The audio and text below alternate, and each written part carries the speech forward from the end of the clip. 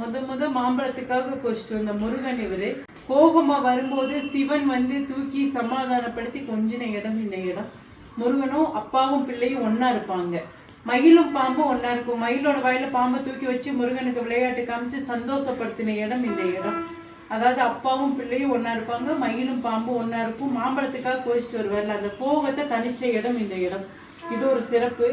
போகர்களுக்கும் முனிவர்களுக்கும் காட்சி அளிச்ச இடம். எந்த வடிவத்துல காட்சி அளிச்சாங்களோ அந்த வடிவத்துல முத செஞ்ச முருகன் சிலை கற்சிலை. முருகன்னா இப்படித்தான் இருப்பான். இந்த கற்சிலை செஞ்சது பிறகுதான் நவபாசனம், தசபாசன சிலை, இன்னொரு சிலை, 3 சிலையும் இங்கே இருந்து தவம் பண்ணி செஞ்சது. பழனி ஆண்டவர், குழந்தை வேலப்பர், இன்னொரு சிலை எங்க இருக்குன்னு தெரியல. இது ஒரு சிறப்பு இந்த கோயில்ல. இந்த கோயில் வந்து நவக்கிரகத்தால் அமைக்கப்பட்ட கோயில். இந்த பீடக்கல் வந்து நவக்கிரகக்கல், அந்த சின்னது வந்து நவக்கிரகக்கல்.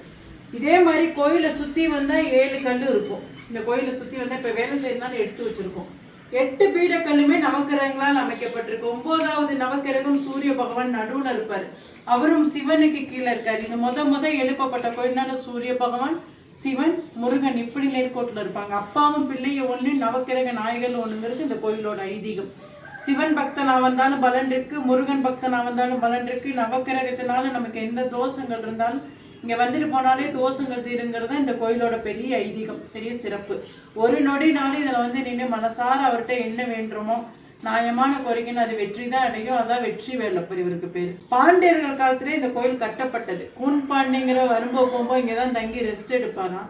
அவர் ஒரு போருக்கு போகும்போது சாமி கும்பிட்டு போயிருக்காரு. வெற்றியோடு திரும்பி வரணும்னு வெற்றி அடைஞ்சிட்டாரு. மக்களால சூடப்பட்டதான் இவர் பேர் வெற்றி வேலப்பர். இவரோட உண்மையான பேர் வந்து பன்னெண்டப்பர் பாறை வேலப்பர்.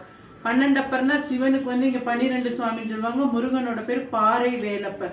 12அப்பா பாறை வேலப்பான் தான் முத வழிபாடு நமக்கு. அப்புறம் தான் வெற்றி வேலப்பர் நமக்கு.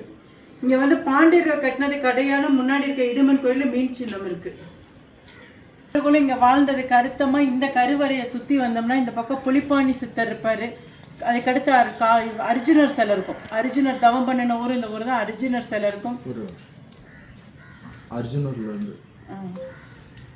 புலிப்பாணி சித்தர் இருப்பாரு. புலிப்பாணி சித்தருக்கு அடுத்து அர்ஜுனர் சிலை இருக்கும். அர்ஜுனர் தவம் பண்ணும்போது சிவன் வந்து பன்றி வேடத்துல அவர் தவத்தை கலைப்பான்னு கேள்விப்பட்டிருப்பீங்களா, அந்த ஊர் இந்த ஊர். அவர் கோகத்துல வில்லு விட்டதான் வில்லு வந்து விழுந்ததா விற்பூட்டி நாள் போக்குல வில்பட்டியா மாறிடுச்சு. அதனால அர்ஜுனர் சிலை இருக்கும். கால பைரவர் இருப்பாரு. அதுக்கு அங்கிட்டு பழனி தண்டாயுதபாணி இருப்பாரு. இந்த சைடு வந்தா போகர் இருப்பாரு. போகருக்கு நேராக குரு பகவான் இருப்பாரு. காசி விஸ்வநாதர், கண்ணப்பர் எல்லாமே இந்த கருவறையை சுற்றி அடங்கியிருக்கும். காசிக்கு போயிட்டு வந்தா விமோச்சனம்னு சொல்லுவாங்க. இங்கே வந்துட்டு போனாலே எல்லா விமர்சனமும் கிடைக்குது. எவ்வளோ பக்தியாகவும் எவ்வளோ நம்பிக்கையாகவும் உள்ளே வர்றோமோ அவ்வளோ நம்பிக்கையாக அவ்வளோ பக்தியாக முருகன் நம்ம கூடவே பேசுறது.